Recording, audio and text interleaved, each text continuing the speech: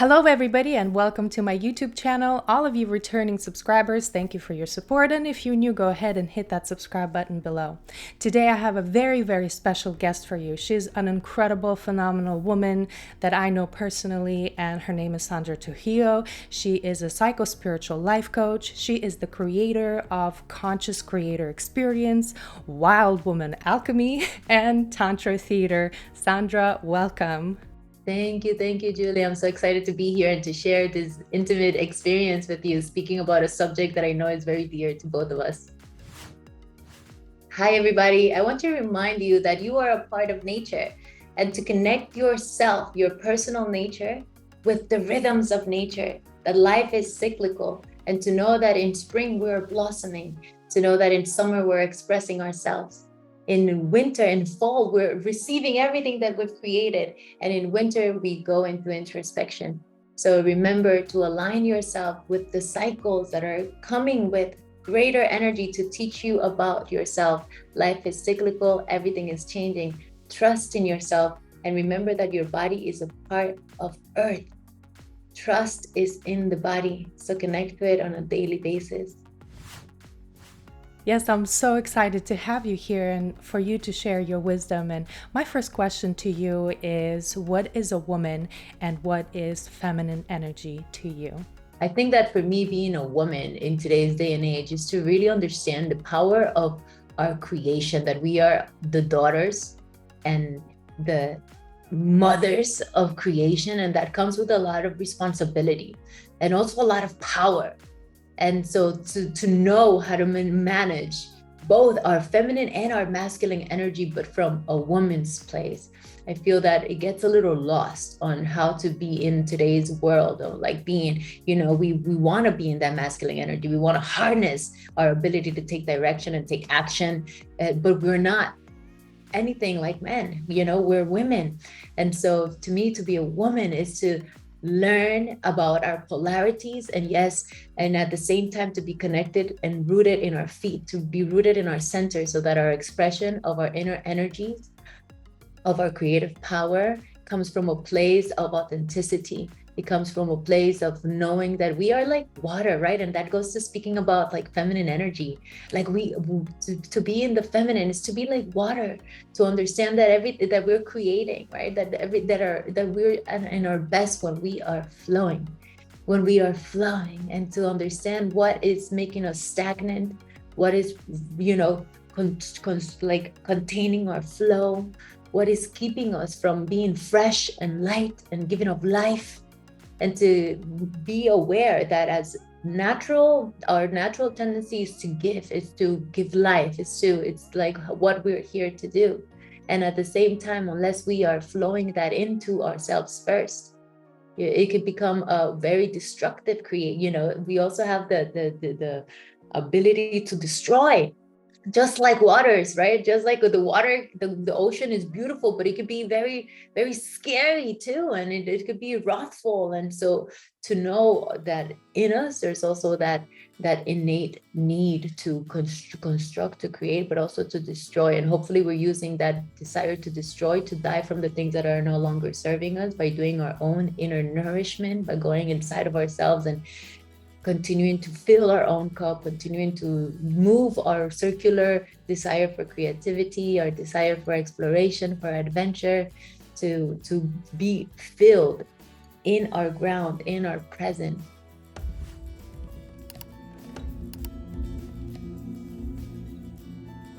I invite you to share this video with your soul sisters, your siblings, your mothers, your aunts, your grandmothers, whoever you think will benefit from this video. And feel free to comment below, share your thoughts and your feelings. Well, thank you so much for sharing. I really can relate, and I want to talk to you a little bit about your Wild Woman Alchemy, because I've attended one of those workshops, and it was incredible. And for those who are living in Miami or in Florida area, if you're coming here for vacation, do definitely attend Sandra's workshops, because they're mind-blowing. I mean, whether you're a man or a woman, Tantra theater is just incredible. It's so much fun, but it also connects to your inner self, it embodies you, and it's really fantastic. So my question to you, how did you come up with this idea of Wild Woman Alchemy? How did it birth? Where did it come from? Because I feel sometimes that many of us women tend to kind of close in and are unable to really uncover ourselves and shed those, shields of protection because we want to protect ourselves. But your workshop really kind of tunes into that wild side and unravels and unlocks and opens this freedom, I want to say. So how did it come up? And maybe you can talk a little bit more about it. So it came up because I'm a student of the earth, like I study, that's my teacher, and I vow my life to be able to continue to learn from the natural cycles and to be able to be a good teacher of the earth's ways. And so when we're thinking about being wild, is to simply come back to our nature, to simply come back to our earth, which is our body, the knowledge of the wisdom that we carry, as this body is an antenna of consciousness. That, we, so much of like how we've been, indoctrinated has been to become like head up people, and we're just like little Bob dolls, just thinking. But really, as women, our gift is in our bodies and the wisdom that we carry when we come into our earth, into our bones, into our density. And so learning about the wildness within us and learning about the power of our creative intuition, about learning to open up your vessel so that good spirit, so that we can have an open vessel so that spirit, higher knowledge, our own soul can be felt and that we can embody it, right? Because it's so much of like spiritual practices is about like transcendence and getting out there into the cosmos and I love that stuff. But in this now moment, what we need is descendants. We need to have vessels, like antennas that are able to vessel spirit through, because we decided to come to earth as souls. We decided to come to earth to be here, not to get out of it, right? So it's not so much about how do I reach my spirit, but it's how do I incarnate my spirit. And to be incarnate, I first need to be like fully in my body. And so to be a wild woman is to come back to the wisdom of your body, to come back into the knowing of your senses, of your impulses, to trust your primal nature, but from a higher level of consciousness, to be connected in your heart. And then from that place to trust that your instincts, your urges, the desires of your body, nothing is wrong.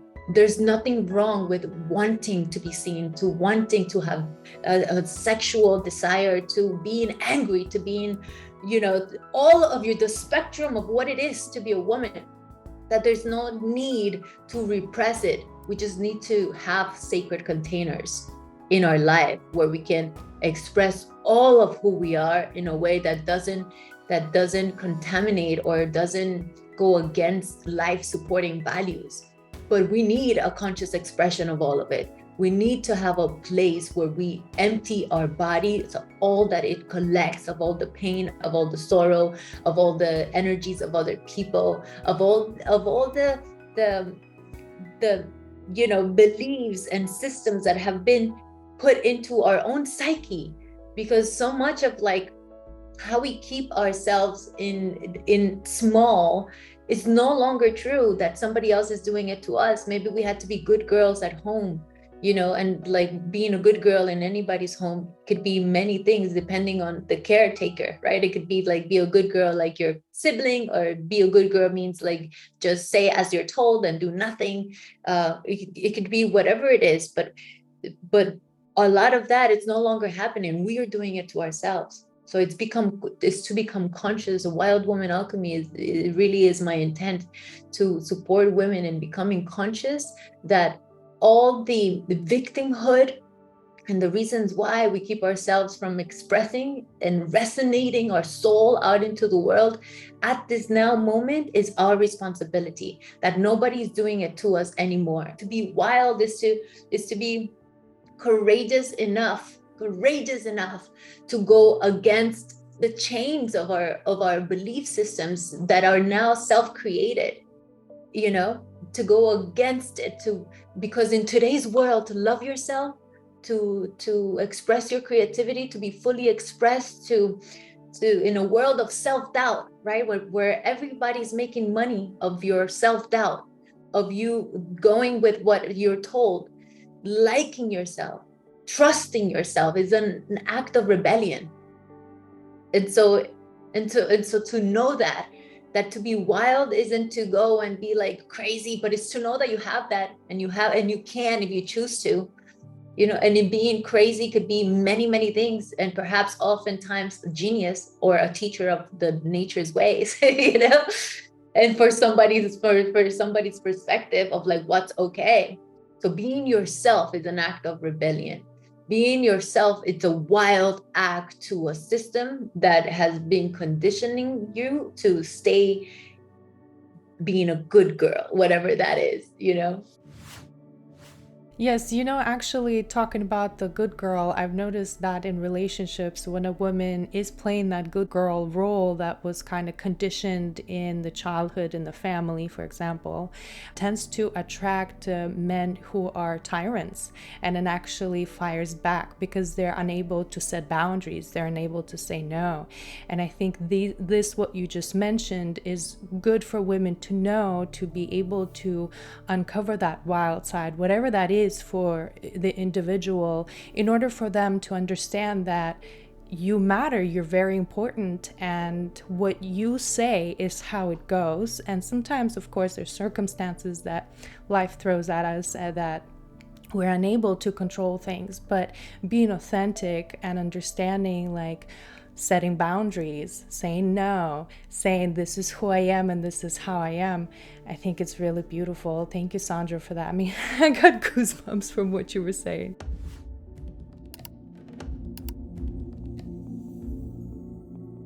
I want to also touch base on the conscious creator experience because I don't know much about it. Maybe you can share that with us. Yeah, sure. Thank you. So the conscious creator experience it's my baby. It's all of my, you know, my journeys. It's about supporting people to really leaders. Like, and when I say leaders, I mean people who are ready to lead their lives first, right? Heart-centered leaders who are in the world, service-oriented, people who want to share their gifts. But first, we got to do it for ourselves. Right? First, we need to have a personality that is infused with our soul. And so what we do in the conscious creator experience is that we get very clear on who we are beyond the personality. And then we find center so that we can bring our personality in alignment with who we are as a soul. And that's really beautiful because it supports the expression of authenticity, of what we're here to do. So it's a connection to your guidance. So we bring in psychospiritual elements, meaning like psychology and Eastern philosophy and ancient Western science like alchemy, but also tantric practices to get really in ourselves and to have the ability to live a life, to create a life with knowing the gift of self-study, of explorative presence, of creating consciously because we're so aware of the consequences of our actions. So it's so beautiful because we learn to practice our psychological functions, so expanding our ability to know how we know. So it's not just about knowing from our mind or from our feelings, but knowing through our senses, knowing through our imagination and our intuition, and knowing that we have all of that. We actually have so much more room to experience life from. It's a beautiful 3-month program that I take people through, and it's changed my life, you know. And I know, and I've seen over and over again the people that go through this program, it's coaching and mentorship, seeing how their lives have transformed, and just in what you were saying before, in like putting their foot down, like I am here and I have the right to be here and I have the right to choose how I'm here. And there's a lot of sovereignty in that, because that's what I stand for. I stand for personal sovereignty in all ways. You know, really my intention is to support people to move from shame and stories of the past that are keeping them from living out their truth and hearing their own guidance. So my work is not so much focused on giving advice. My work is focused on, really, I'm a hunter for wisdom, on tapping into people's own knowledge and wisdom and holding that for people until they can own it for themselves, and teaching them practices of how they can do that for themselves. And yeah, it's what I'm here to do. It's really beautiful work. Okay, cool. I want to ask you, because that was very powerful and very empowering. I want to ask you, do you, before you offer these programs, do you do them yourself first? Yeah, this has been my life's journey, This has been like, really, I've been on this path for about 14 years. Really, my work has been to ground, because I've been, I came here with a very expanded way of seeing the world. And so by grounding, it's allowed me to actually express that and put it into action, right? And so that has been the most beautiful thing, that by creating a container of my life where I'm really in my feet, where I'm really here, where I'm really present, it's really one of the main things of my work is explorative presence, where I can explore the idea of presence, not just to know it as like, hey, come back into presence, but I know all the systems that can get me into this place of heart-centered awareness, right? So I've been in the exploration of that first as an actor, right? Doing this deep introspection of my psyche and of my feelings and my sensations and then as a yogi, doing the deep work, not just through a hatha, right? Through asana, but really understanding myself as like who I am beyond who I know I am, right? So really getting clear on who I'm not. And then knowing that perhaps I don't know how to describe who I am but I know how to be it. I know how to trust it. I know how to express it. Maybe it doesn't have a wording or a way to be, but as a woman, as a human, I'm able to trust the expression of my heart, because it's resonating with this isness, this I-ness. Wow, that's beautiful. Thank you, Sandra, so much for sharing. And I wonder if you maybe can share a little bit more about your rituals. I know you're a yogi, like you said, you're a yogi, and I see a lot of, by the way, guys, make sure you check out the description below, all the social media links, follow Sandra on Instagram. She has incredible, inspirational, empowering videos there. And she also gives a lot of tips, which I really do highly recommend for you to follow her, because I follow her and she's really magical. She's truly a medicine woman. And I want to ask you, Sandra, if you could share some tips of your morning rituals, if you have morning rituals besides yoga. Is there anything else that you do? 100%. And I think that comes to the answer for like really speaking to all people, but really to women, that if we can live from a place of like, I fill my own cup first, we can be good creators, good creators of life. We can actually be in our fullness of desire to give from a place of like, it feels great to give, and not from codependency, right? Which is the codependency, that feeling of like, now you owe me something because I did something for you, but like really of overpouring ourselves. And so my morning practices, thank you for asking. My morning practices is very consistent. It changes in what I do, but it's very consistent. So every day I wake up and I do something for my breath, something for my body, and something for my mind, right? So deep exploration of where I am. So I'm in my heart, and I sit in my pillow. That's pretty much the same every day, to remember. Every day I sit down with the intention to have a second awakening, right? So I awaken every morning, and I awaken to like, oh gosh, I got to do this, and I have this call with this person, and I wait a minute, me first. So I come back and turn my candle on, and I have a second awakening. And so my second awakening is to remember that I am a soul having a human experience. So I awaken to my soul, and through that I literally expand my sensorial experience like if I've never felt it before.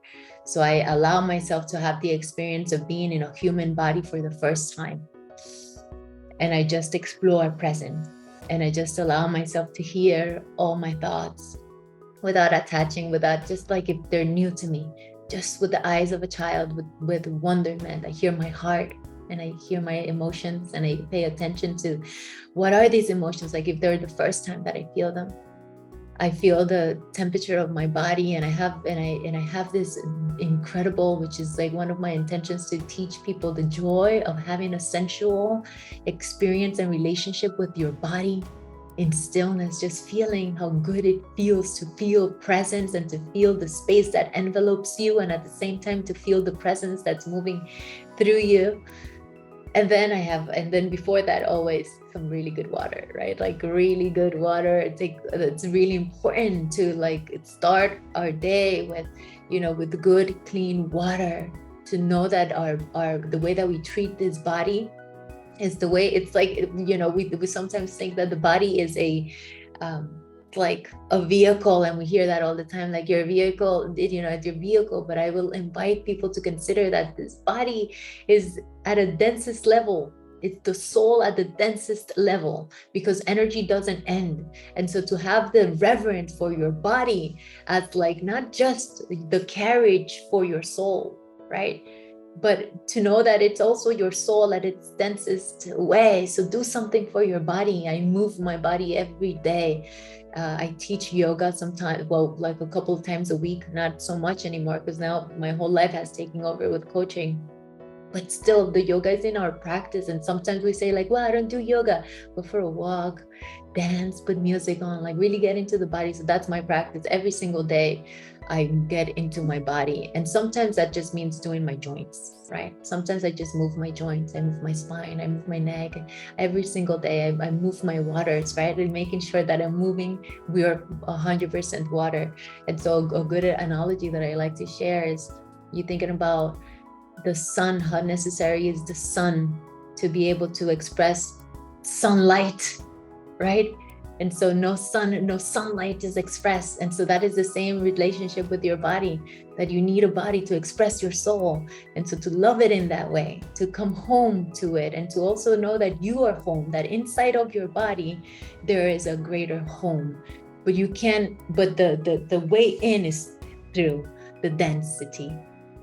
And so, yeah, something for your body, making sure that we're getting really good water in, and then like give yourself a little bit. Don't eat right away, like that. I give myself a few hours, do my practice. Perhaps after I do that, then I get my day started with foods that are energy rich, right? Sometimes things about diets and this and that, it's just like, I don't believe in any of that. I believe like get really curious about what's giving you energy, what's giving you vitality.